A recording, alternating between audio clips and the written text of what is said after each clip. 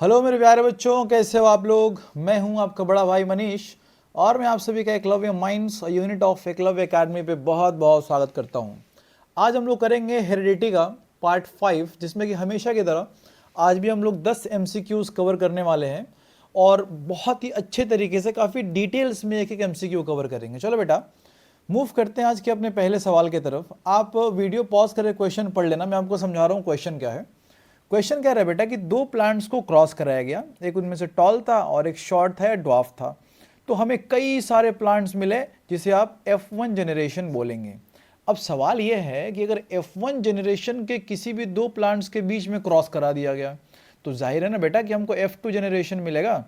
अब कह रहा है कि आप बताओ कि उस F2 जनरेशन का जीनोटिपिक रेशो क्या होगा। अब मैंने ऑलरेडी यहाँ पे एक क्रॉस करा के रखा हुआ है आपका समय बचाने के लिए बेटा। यहाँ देखो, क्वेश्चन के अकॉर्डिंग यहाँ पे एक टॉल प्लांट का क्रॉस कराया एक ड्वार्फ से, प्योर टॉल का प्योर ड्वार्फ से। तो हमें F1 जनरेशन में बेटा जाहिर है कि सारे के सारे प्लांट्स टॉल मिलेंगे।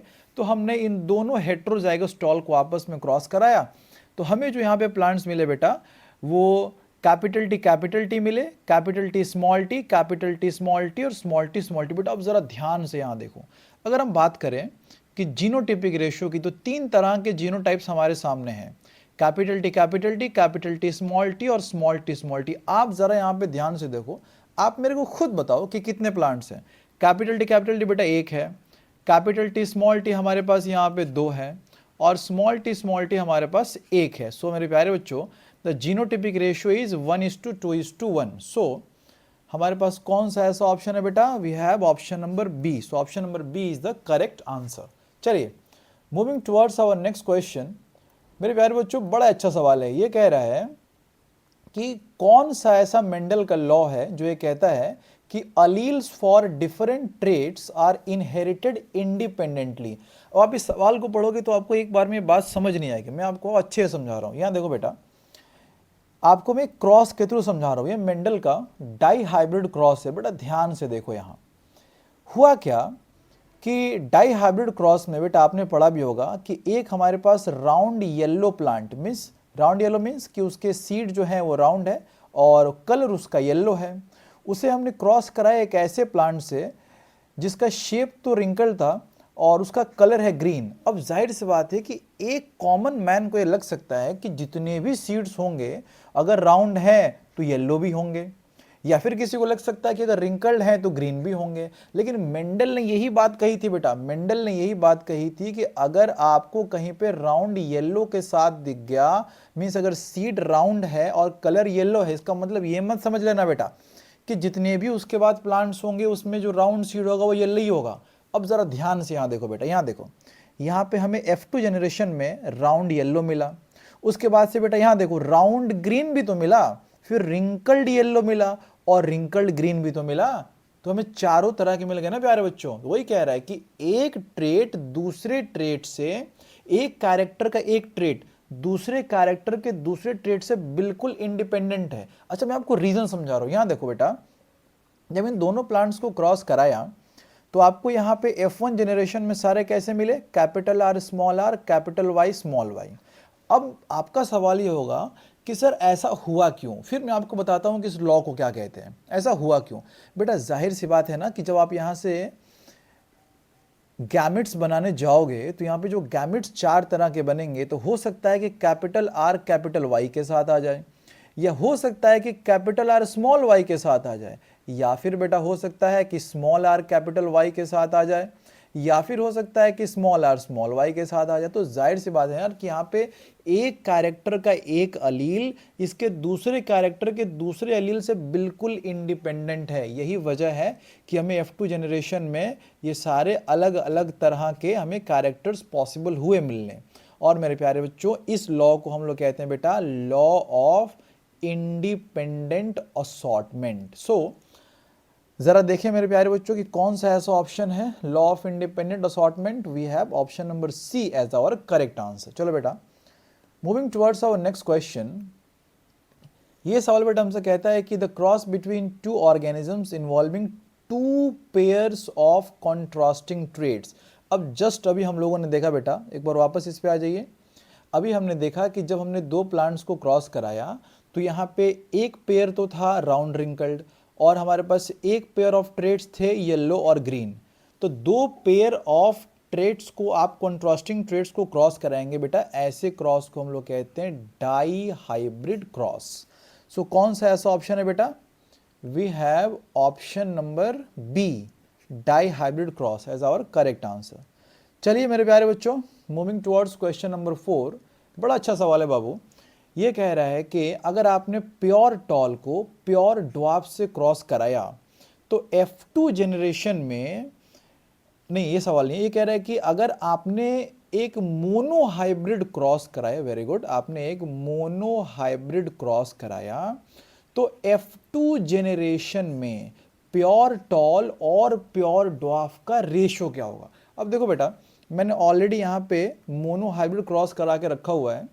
यहाँ देखो मैंने क्या किया, बिल्कुल मेंडल वाला क्रॉस कि पहले प्योर टॉल लिया गया, फिर प्योर ड्वार्फ लिया गया, और उसके बाद से पहले हमें F1 जनरेशन मिले, फिर F1 की सेल्फिंग कराई, उसके बाद से F2 मिले। अब सवाल ये है, अब सवाल ये कि F2 में जो हमें प्योर टॉल मिले और जो प्योर ड्वार्फ मिला, इसका क्या रेशियो होगा? तो बेटा जाहिर सी बात है, अगर हमें 4 में से एक प्योर टॉल मिला तो एक ही प्योर ड्वार्फ मिला, तो बेटा रेशियो क्या हो जाएगा? Pure tall is to pure dwarf का रेशियो होगा 1:1।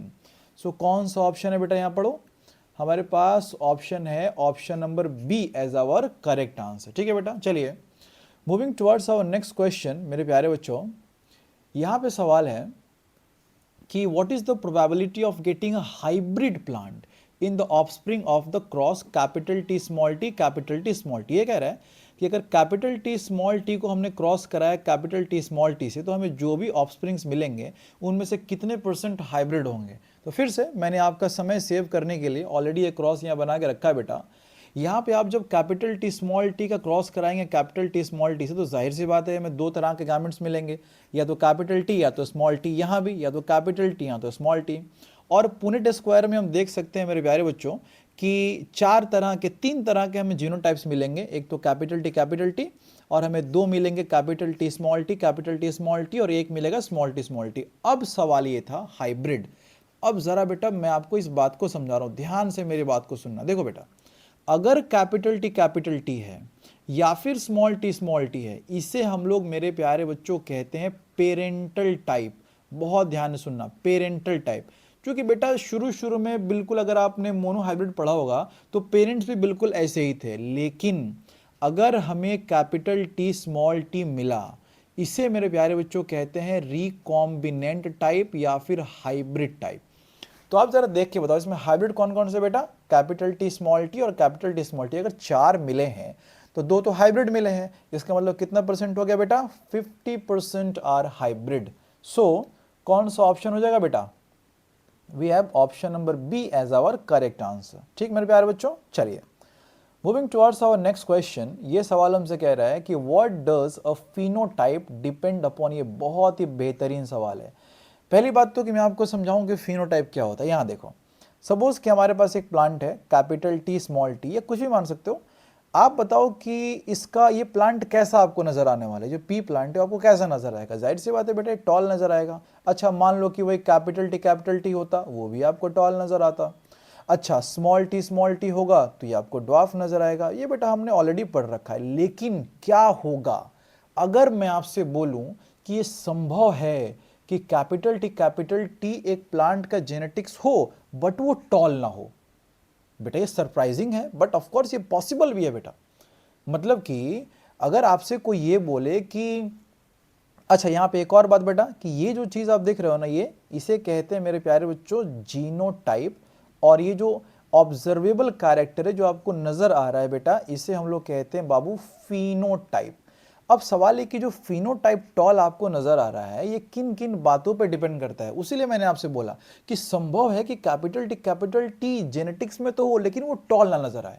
अब आप बोलोगे सर ये कैसे पॉसिबल है, ये तो हम पहली बार सुन रहे हैं। ठीक है बेटा, देखो मैं आपको एग्जाम्पल समझा रहा हूँ। मैंने ऑलरेडी यहाँ पे एक प्लांट्स बनाया हुआ है, कुछ प्लांट्स मैंने बनाए हुए हैं, बड़े ध्यान से सुनना, मैं आपको यहाँ पे समझा रहा हूँ। यहाँ पे सपोज कि बिल्कुल शुरू में 2 प्लांट्स थे, बिल्कुल अपने बचपन के फेज में, बेचारे दोनों ही स्कूल जा रहे थे। अब एक प्लांट का जेनेटिक्स है कैपिटल टी, दूसरे वाले का भी कैपिटल टी, तो बेटा आप सोचोगे भाई बड़े हो के दोनों को जो है वो टॉल हो जाना चाहिए, लेकिन मान लो कि इस कैपिटल टी वाले को खूब बढ़िया खाना मिला जबरदस्त एकदम, और ये बड़ा होके टॉल और हेल्दी प्लांट बना, लेकिन किसी कारण से मान लो कि ये जो प्लांट है इसकी मम्मी ने इसको अच्छे से खाना नहीं खिलाया, या मान लो कि बेचारे को कोई बीमारी हो गया। अब जरा सोचो क्या वाकई में ये टॉल होने जा रहा है? बल्कि इसकी जेनेटिक्स तो है टॉल होने की, लेकिन ये टॉल नहीं होगा, ये स्टंटेड रह जाएगा, डिजीज्ड हो गया ना। तो जेनेटिक्स होने के बावजूद इसका फिनोटाइप जो है वो कैसा हो गया? वो तो शॉर्ट हो गया। अच्छा ये बोलेगा कि भाई मैं तो नाटा पैदा हुआ था, मेरा जेनेटिक्स भी नाटा था, मैं तो ड्वार्फ होना ही था। तो इन दोनों का तो हमें बात समझ में आ रही है, लेकिन इसको देखो कि जेनेटिक्स तो कैपिटल टी थी, जीनोटाइप तो थी, लेकिन फिनोटाइप इसका टॉल नहीं हो पाया, ये बेचारा हमारा प्लांट उदास हो गया मेरे प्यारे बच्चों। अच्छा इसका मतलब ये हुआ कि फिनोटाइप बेटा सिर्फ आपके जीनोटाइप पे डिपेंड नहीं करता, वो आपके एनवायरनमेंट पे भी डिपेंड करता है कि आपको कैसे बाहर से चीजें मिली, कहीं आपको कोई डिजीज तो नहीं हो गया, आपको प्रॉपर न्यूट्रिशन मिला कि नहीं मिला। तो यहाँ पे हम क्या सीखे बेटा कि phenotype depends on genotype and environmental factors as well. तो मेरे प्यारे बच्चों कौन सा यहाँ पे ऑप्शन हो जाएगा बाबू? आप देखो कि ऑप्शन नंबर सी कि phenotype depends on genotype and environmental factors as well. चलो मेरे प्यारे बच्चों, moving towards our next question. ये सवाल बेटा हमसे कह रहा है कि वाटर अलील्स, अलील्स क्या है? देखो वापस मैं आपको समझा रहा हूं। सपोज कि हमारे पास एक पी प्लांट है, वही बिल्कुल मेंडल वाला पी प्लांट। अब पी प्लांट में सपोज हम बात यहां पे कर रहे हैं एक कैरेक्टर की, टॉलनेस की हम बात कर रहे हैं, और यहां पे एक पेयर ऑफ क्रोमोसोम्स जिन्हें आप होमोलोगस क्रोमोसोम्स कहते हैं। एक छोटी सी बात मैं आपको बताऊं, हालांकि आपके किसी खास काम की तो है नहीं, ये जो टॉलनेस का जीन होता है ना, वो पी प्लांट में क्रोमोसोम नंबर 4 पे होता है, बट चलो ठीक है जान लो। अब मान लो कि इस 4th नंबर क्रोमोसोम पे, होमोलोगस क्रोमोसोम्स पे, इस जगह पे जीन है टॉलनेस की, ठीक है बेटा। लेकिन ये क्रोमोसोम कह रहा है कि भाई प्लांट तुम ना टॉल हो जाओ यार, तुम टॉल हो जाओ, लेकिन ये कह रहा है कि नहीं बेटा प्लांट तुम ड्वार्फ हो जाओ। अब बात किसकी माने? लेकिन दोनों जीन तो टॉलनेस के ही हैं, बट ये दोनों अलग अलग फॉर्म्स है ना, they are alternate forms of a gene. ये कह रहा है कि टॉल हो जाओ, ये कह रहा है ड्वार्फ हो जाओ। तो इसका मतलब कि जब जीन के ऑल्टरनेट फॉर्म्स होंगे उन्हें ही हम बोलेंगे अलील्स। इसका मतलब कि कैपिटल टी एक अलील है और स्मॉल टी एक अलील है। उसमें भी आपको पता ही है कि कैपिटल टी डोमिनेंट अलील है and small T is a recessive अलील, ठीक है बेटा।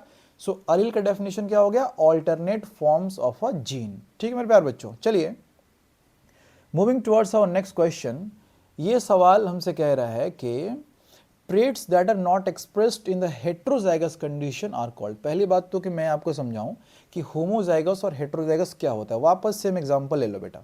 यहां देखो हमारे पास मान लो कि 3 जीनोटाइप्स हैं, capital T small T small T small T. आप मेरे को बताओ ये प्लांट कैसा होने वाला है? ये प्लांट होने वाला है टॉल।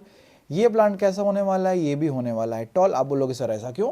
बेटा ऐसा इसलिए क्योंकि कैपिटल टी ने बोला कि मैं टॉल हूंगा, स्मॉल टी बोला कि मैं ड्वार्फ हूंगा, कैपिटल टी ने बोला कि बेटा तू तो रेसेसिव है, तो डोमिनेंट की ही बात मानेंगे, तो ये तो टॉल तो होना ही था। अच्छा स्मॉल टी तो ये तो हो जाएगा ड्वार्फ।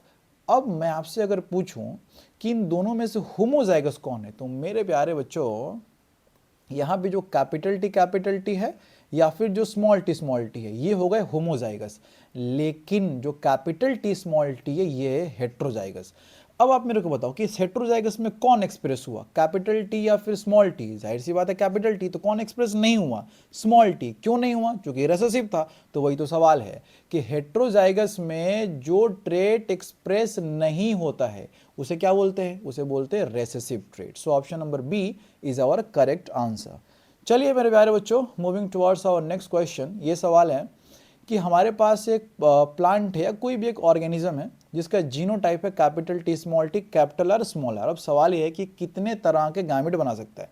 अब बेटा देखो आपके सामने चाहे कोई भी जीनोटाइप दे दे और आपको बोले कि कितने तरह के गैमेट बना सकता है, हमारे पास एक फॉर्मूला होता है 2 to the power n, जहां पे n को कहते हैं नंबर ऑफ हेट्रोजाइगस पेयर। अब ऑलरेडी मैंने यहाँ पे इसको लिख रखा है बेटा, यहां देखो यहाँ पे मैंने लिखा है कि टाइप्स ऑफ गैमेट्स पॉसिबल, कि कितने तरह के गैमेट्स संभव हैं, उसका फॉर्मूला है 2n, जहाँ पे कि n है हेट्रोजाइगस पेयर।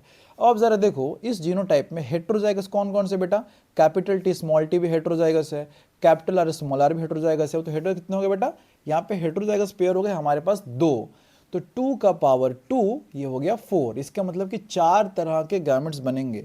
आप बोलो किस तरह, जरा बना के भी दिखा दो। ये देखो बेटा मैं आपको 4 तरह के गैमेट्स बना के दिखा देता हूँ। गैमेट्स में क्या होने वाले हैं बेटा, आप मेरे को बताओ। गैमेट्स में होगा ये कि दोनों कैरेक्टर के ट्रेट्स के अलील्स अलग अलग हो जाएंगे। तो मान लो कैपिटल टी कैपिटल आर के साथ चला गया, या फिर मान लो कैपिटल टी स्मॉल आर के साथ चला गया, या फिर मान लो कि स्मॉल टी कैपिटल आर के साथ चला गया, या फिर स्मॉल टी स्मॉल आर के साथ। तो गैमेट्स बने 4 टाइप के, और हमारे फॉर्मूले ने भी कहा कि 4 तरह के गैमेट्स मिलने वाले हैं। सो मेरे प्यारे बच्चों, कौन सा यहाँ पे आंसर हो जाएगा बेटा, we have option number C as our correct answer. चलिए आज का लास्ट सवाल हमारे पास है, बहुत सिंपल सवाल है बेटा। ये कह रहा है कि आप मेरे को बताओ कि who have a perfect pair of sex chromosome, कि सेक्स क्रोमोसोम में कौन परफेक्ट क्रोमोसोम्स होंगे। बेटा एक बात बताओ कि जो मेल्स होते हैं उनका क्रोमोसोमल कॉम्पोजिशन क्या होता है बेटा, 44 प्लस XY, और जो फीमेल्स होती हैं उनका क्रोमोसोमल कॉम्पोजिशन क्या होता है बेटा, 44 प्लस X6। अब ज़रा आप मेरे को खुद बताओ कि यहाँ पे कौन सेट ऑफ सेक्स क्रोमोसोम्स है वो परफेक्ट पेयर है। तो परफेक्ट पेयर तो जाहिर सी बात है XX है। अच्छा सर XY ये परफेक्ट क्यों नहीं है, बस नाम बदल देने से आप कैसे बोलोगे कि वो इम्परफेक्ट है। बेटा समझो, सिर्फ नाम ही नहीं बदला गया है, बल्कि जो X क्रोमोसोम का आप शेप देखोगे और Y का शेप देखोगे ना बेटा, तो ये शेप भी अलग है, इनकी लेंथ अलग है, शेप अलग है, number of genes, types of genes भी अलग अलग है। इसीलिए कह रहे हैं कि ये परफेक्ट नहीं है। सिर्फ इसका नाम नहीं बदला, बल्कि क्रोमोसोम्स के टाइप, लेंथ वगैरह सब कुछ बदल गए हैं। सो मेरे प्यारे बच्चों, हमारे पास जो आंसर है वो होगा गर्ल्स ओनली। सो उम्मीद है बेटा आपको काफ़ी कुछ चीज़ें सीखने को मिली होंगी। मिलेंगे हम लोग नेक्स्ट वीडियो में नेक्स्ट पार्ट के साथ। Thank you very much.